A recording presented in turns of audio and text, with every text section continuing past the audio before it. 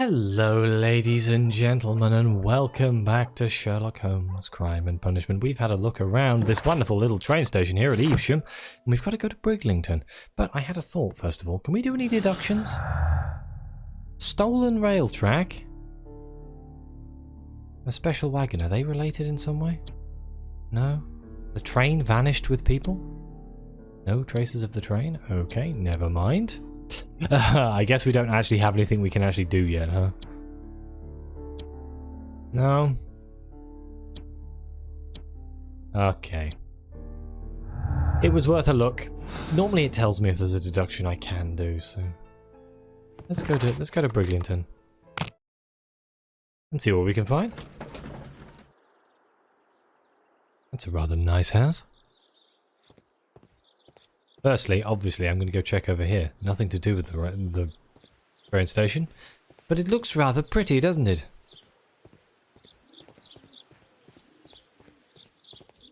There's a man over there. Could he be a witness? Hey, who's this guy? He's not my coach driver. Can I speak to him? Hello, good sir. I guess not. I guess he's not interested in my shenanigans. Let's talk to Watson real quick. Maybe he has something to say. Holmes, how is it even possible for a train to disappear? Thanks, Watson. Alright, anything else here? No. Alright, in we go. Are you the station master? You don't look like the station master. What a fantastic hat! Oh, it's Mr. Robinson. Okay. Angry passenger? I'm going to look around just a little bit before I talk to somebody. Left luggage. Anything in here? Railway post bags. Railway post bags, huh? Leads me back out here again. Hi, Watson. It's the storage room again. For the warehouse. Great how they built all these exactly the same, isn't it? It's a boiler? Or furnace of some description? Doesn't seem to be anything else in here, though. Maybe the only thing I can do here is talk to Mr. Robinson. Surely there should be a station master, though. Is he on the tracks? No? I guess... Oh, ticket office.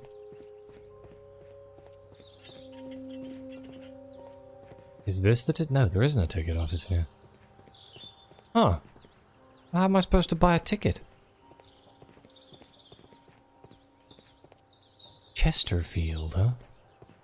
Oh. Well, there he is. Is there... Excuse me, sir. Is there a door to get into where you are right now?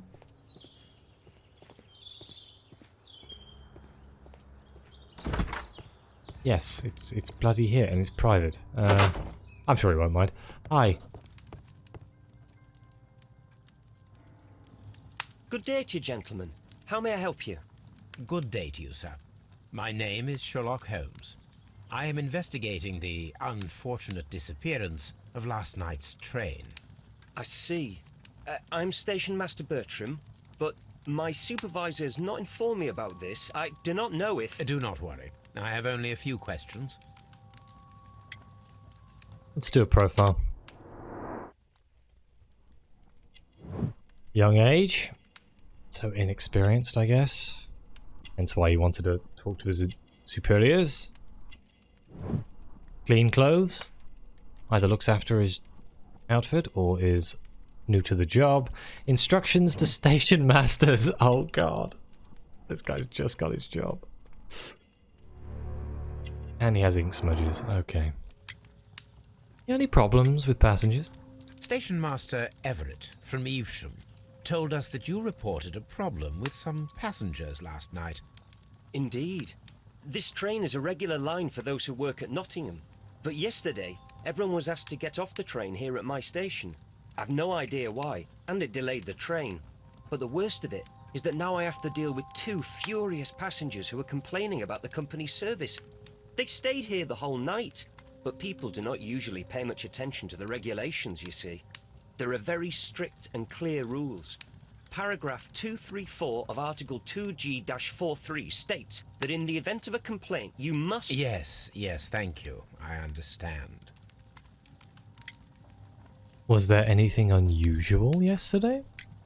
Apart from the passengers disembarking, did you notice anything else that was unusual last night? I did. And I mentioned it in my report to our higher management on the matter. What was it? Sorry, but I can't tell you. The station master's reports are confidential. Really? Confidential, you say? How long have you been working here? I have worked here long enough to be quite capable of managing a railway station. So,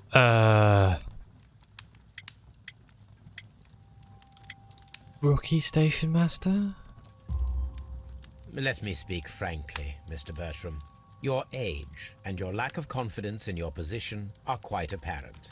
You cannot deny that you have only recently completed your studies. I was at the top of my class. Listen here, young man. I am aware that you wish to protect yourself behind all these regulations, but I represent the law. And you are obstructing the investigation of an important case. I would suggest that you cooperate with Mr. Holmes. Think of your career. Ah, that is... Well, I'll tell you everything. First of all, I scolded the ticket inspector, for it was he who asked the passengers to leave the train. It was not his right to do so. He was very rude. And then, later on, I received a most peculiar telegram from my colleague at Chesterfield Station, the next stop along the line. Interesting. Strange message? What did the telegram say? Well, that was the peculiar thing. It was almost unreadable. It was full of errors and awfully vague. It was hard to understand if the train had correctly passed that station or not. You can read it for yourself. We ought to visit Chesterfield Station. We need to confirm if the station master saw the train or not. Chesterfield Levy Ekation Tren Linne number 324 Araveg 0030, so half midnight. Duarte D035. I wonder if somebody had intercepted the telegram lines and were trying to do it some dodgy way that wasn't sending it properly. Let's have a look at his profile real quick. The station master of Bridlington is fairly young. He has to keep his uniform clean and he's attentive to his duties. Fresh ink stains upon the fingers of his right hand indicate that this young man has been writing a great deal. It seems that he has almost completed his education, and this is his first serious position. Alright, let's use our eyes here. What can we possibly see? A gap in the floor, huh? A sheet of paper.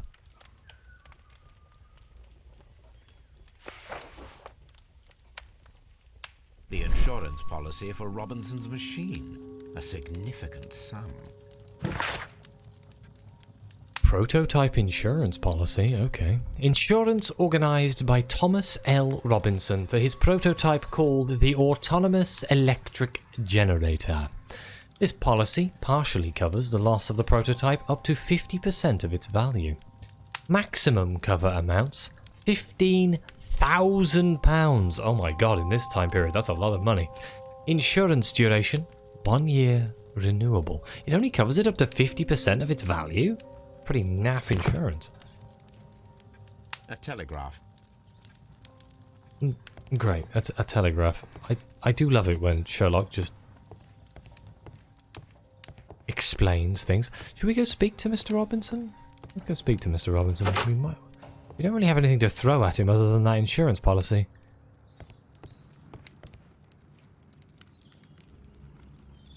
Good day to you, sir. Good day. To whom am I speaking? My name is Sherlock Holmes, and this is... Are you a representative of this damned railway company? Because I have a complaint. We are not from the railway company. We are... Well, in that case, Mr. Shamrock Flomes, please excuse me, but I'm not in the mood for idle chit-chat at the moment. Shamrock Flomes, huh? Well, let's do a profile. He is Australian. I couldn't. The accent was very strange. I couldn't quite place it. Expensive clothes. Heavy golden ring. So, obviously my first thought is that he's defrauding something and this is all him. Because he's trying to make money from the insurance policy and stuff. But, I don't know. Fancy shoes, crocodile skin. He's a man who likes to live the high life. Mr. Robinson. You must be Mr. Robinson, is that correct? Yes? I am leading the investigation of the disappearing train. It would help if you could answer my questions. Ah, well, all right. I have nothing to hide. What can you tell me about the special wagon? I presume it was you who placed the order for the special wagon. Yes. It was to transport my valuable prototype safely to London. My prototype is a revolutionary device. It is capable of producing electricity. I'm a businessman and an engineer. I had already found several potential customers for my invention, but I was very optimistic about the directors' board who were travelling on the train last night. Oh. What can you tell me about the company direction? You mentioned a director's board. Which company do they own? The Chilean Barcazes Company. I had made an appointment with them. Now they are lost, along with the train and my prototype. What do you know about the Barcazes Company? It's a large South American company. They showed a great deal of interest in my prototype, and they seemed wealthy enough to do business with. You got conned, didn't you? The prototype value. This revolutionary machine of yours, was it very valuable? For God's sake, sir, it is priceless. It could change the world we live in, and yet I was selling it for almost nothing. I am a humanitarian, you see. I do not know if I will ever be able to get over this disaster. I cannot believe that it disappeared with that damned train. Were you on the train? Mr. Robinson, could you please clarify? Were you traveling alongside your prototype? Yes, I was. But I had to step off the train. And all because of this stupid station master. I received a telegram declaring that an important person, a Mr. Bromsby, wished to see you in the waiting room. I merely informed you of this. Mr. Bromsby is a wealthy gentleman. His interest in my invention was truly unexpected. So yes, of course, I agreed to see him. Unfortunately, he wasn't there.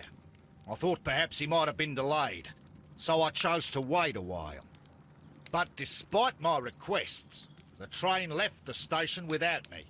Absolutely unacceptable. The timetable is strict. We cannot wait any longer. The regulations require the train to be on time. You are an idiot. You will pay for it. I will sue you. I wonder if you'd win that case. I doubt it. Insurance for the prototype. According to this document, you have insurance for your prototype. Oh, thank God. Where did you find it? Near the telegraph station. I must have lost it when I tried to send a message, which I was prevented from doing. I apologise for that, but regulations state that public access to the telegraph is strictly prohibited. Upon my word, you keep on digging that hole of yours. You have no idea who I am. Oh, Mr. Robinson. Important grip sack? Huh? What does that I mean? see that you kept your grip sack with you. Why don't you leave it in the luggage room? I've had other things to think about. I lost my prototype, and this idiot station master just stands here doing nothing to help. Oh, but... Well, that won't do at all. Station master, I believe that the regulations state that any passenger luggage should be taken to the luggage room. I'll do it right away, sir. Sorry, sir. Ooh, now we can rifle through his This luggage. Robinson is quite a character. We should learn more about him. Can I talk to this angry passenger? This is an absolute scandal. It's always the same with these rail companies. No respect for the customer. Well, this guy, yeah, I don't know who he is. I don't know how he fits into anything, but probably means he's the villain. Let's see anything here. Work clothes, still relatively well dressed. Cheap ticket, so he was in the second class carriage. He's married.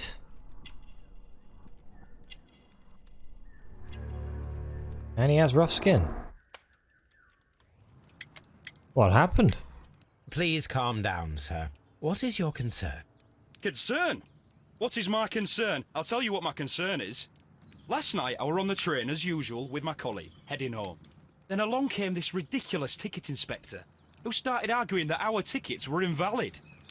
He made us get off the train, and he was extremely rude about it. Interesting. So you're a passenger of the vanished train? Were you aboard the train that vanished last night? Yes, I heard that it disappeared. But I don't care because we would have stopped before then anyway. Our tickets were valid and no doubt about it. And then, to top it all, the ticket inspector pushed everyone else out too, except for a bunch of rich. Well, because their type don't need a ticket. Portrait of the rich? Can you recall anything more specific about this fortunate group? Well, yes. They were all foreigners. Spanish-looking toffs with snake eyes. Goodbye, sir. The ticket inspector forced all the passengers from the train except for the directors of the Barcazes Chilean company. Bloody Queen Victoria up there. I just noticed her above the fireplace. Ah, nice. Let's read these profiles. So, first of all, we have the angry passenger. By this passenger's hands and clothes, he appears to be a specialised worker. He has no baggage and is alone. He is not travelling nor on vacation with his wife. He takes the train on a daily basis to get to work and back. In this event, he should be accustomed with the railway and be familiar with the stations and his regular fellow passengers. Thomas Robinson. Robinson is a wealthy man who holds a high position in society, clearly indicated by his expensive clothes and golden ring. His Australian hat and crocodile shoes may allow us to deduce that he is a foreigner who travelled to England. Most likely he is here due to a business trip. What have we got in our tasks here? Examine the luggage, of course. Let's go have a look. The luggage room is down here. Oh, who left this here? What a terrible shame. Robinson's luggage. This gripsack belongs to Mr. Robinson. I think we should open it, Holmes. This is what they call force majeure. I'll keep watch. Of course. Force majeure, huh? Do I have a lockpicking set in my pocket? Of course I do. All great detectives do. Oh, God.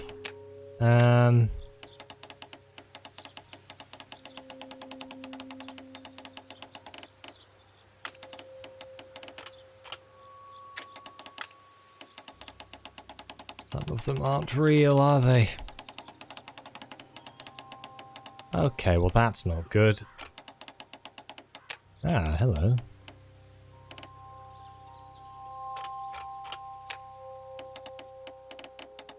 Well, they don't match up, so that doesn't bloody work, does it? Okay, and there's nothing in the middle there. This one's a little bit more complicated than the training wheels one.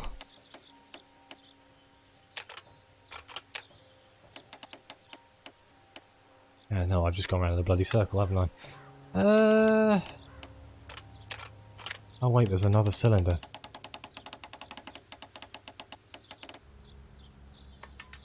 There we go. I just didn't see the fourth cylinder.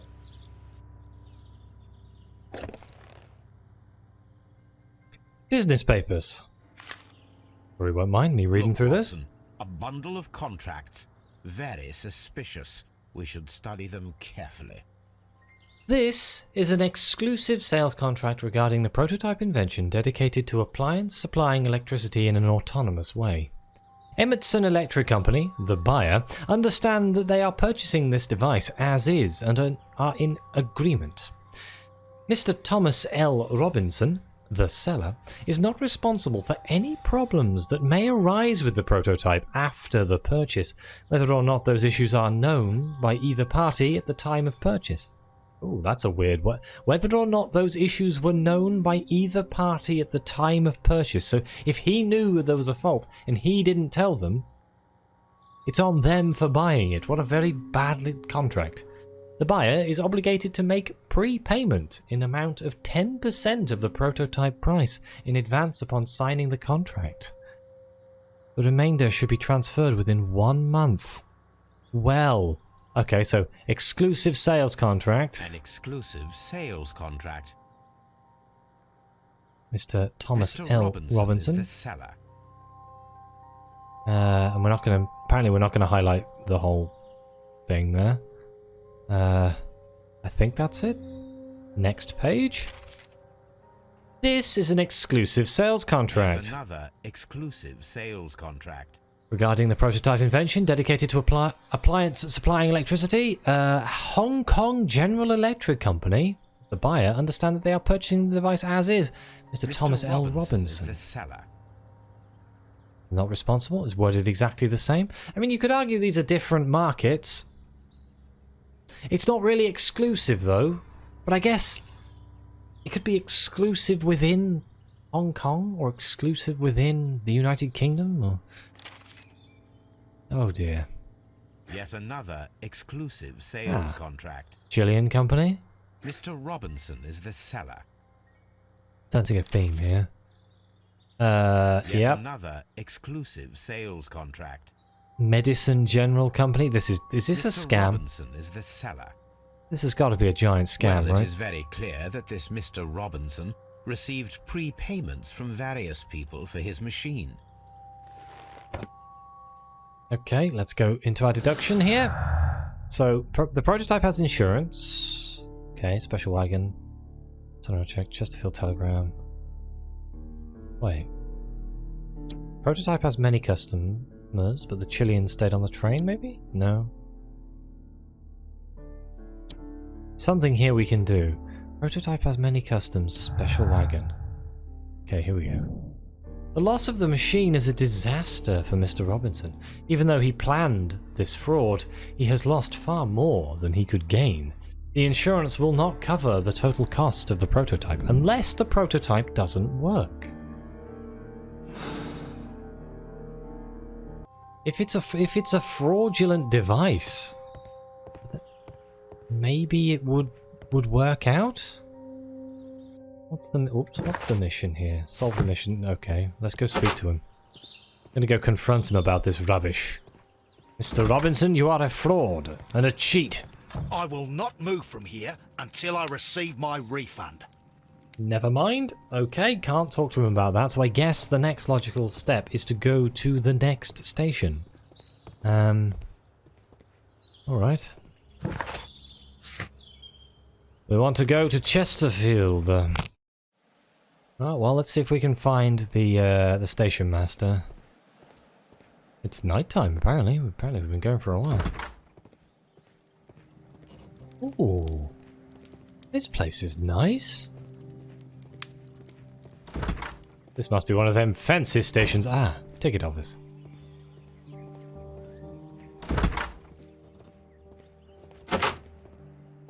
Hello? Aha.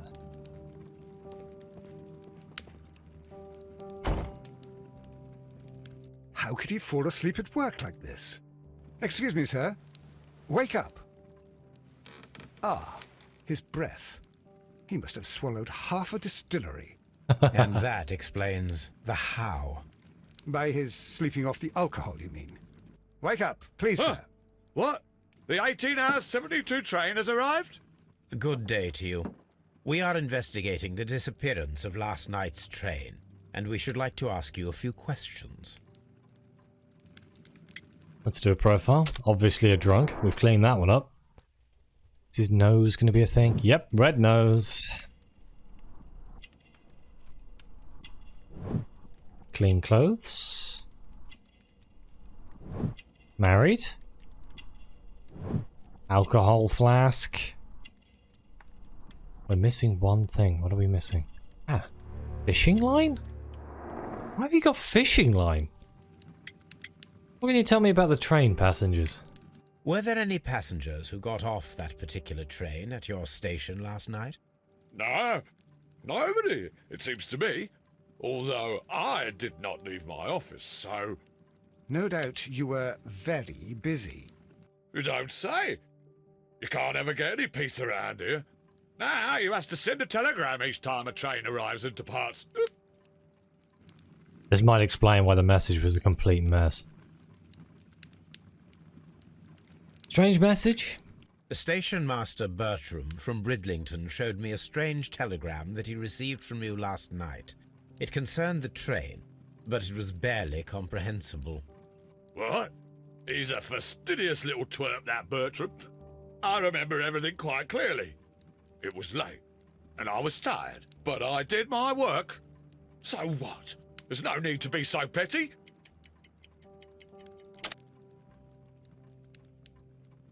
Okay. Binge drinking, insurance policy. Train was delayed. I don't know what the right thing to say here is. Let's go with binge drinking. You were not tired, you were inebriated. Tell me the truth now, or I shall not hesitate to document your state in my report. My friend means that you will end up by being sacked from your position. All right. So I was drunk. I don't remember all of yesterday, to be truthful to you. Please don't go harsh on me. Holmes, this man has consumed a considerable amount of alcohol. He's not entirely helpless yet, but... It will not be long before he is. Obviously, his testimony cannot be trusted. Welp. So we have a deduction here. What can we deduct? The Chesterfield Master is untrustworthy? Maybe no races? No. Chesterfield Telegram, of course. So, we can say that it passed Chesterfield. The train passed through Chesterfield Station, despite our being unsure if the station master sent the report. The train never passed through the station. The station master was drunk, and his testimony seems unreliable. He could have sent the report without witnessing the train. I'm going to go with it missed Chesterfield for now, and we'll see if that changes later on in the investigation. But I do think that I'm going to end this episode here. We shall look around Chesterfield Station proper in the next episode. So thank you all so much for watching. Please like, subscribe, let me know what you think. Your comments are greatly appreciated. And as always, I'll see you next time.